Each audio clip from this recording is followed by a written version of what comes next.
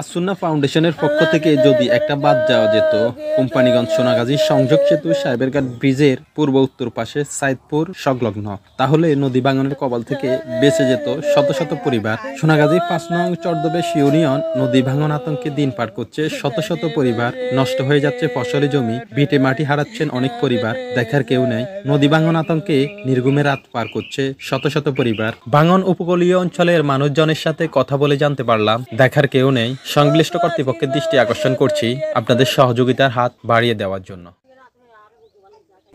ভাঙন উপকূলীয় অঞ্চলের মানুষজনের আহাজারি কান্নার রোল পড়ে গেছে, আপনারা স্বচক্ষে না দেখলে বুঝতে পারবেন না। এটি সাহেবেরঘাট থেকে পূর্ব উত্তর সাইডে মোল্লাপাড়া বা মোল্লাচর নামে পরিচিত। আপনারা অনেকেই জানেন বা আপনারা অলরেডি অনেকেই অবগত আছে। এই অঞ্চলটি নদী ভাঙনের কবলে পড়ে গেছে। কোম্পানিগঞ্জ টু সোনাগাজী সংযোগ সেতু সাহেবেরঘাট ব্রিজ মেরামতের কাজে আমরা অনেক স্বেচ্ছাসেবী ভাইদের দেখতে পেয়েছি।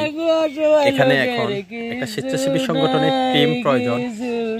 এলাকাবাসীদের সাহায্যের হাত বাড়িয়ে দেওয়ার জন্য সবার প্রতি বিনীতভাবে অনুরোধ রইল, মোল্লাপাড়া বা মোল্লাচরের নদী ভাঙন কবলিত এলাকার মানুষজনের পাশে এসে দাঁড়ায়, সবার প্রতি অনুরোধ রইল।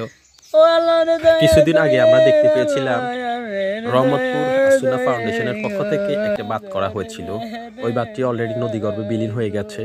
আসুন্না ফাউন্ডেশনের দৃষ্টি আকর্ষণ করছি, কোম্পানিগঞ্জ সোনাগাজী সংযোগ সেতু সাহেবেরঘাট ব্রিজের পূর্ব উত্তর সাইডে একটি বাঁধের প্রয়োজন।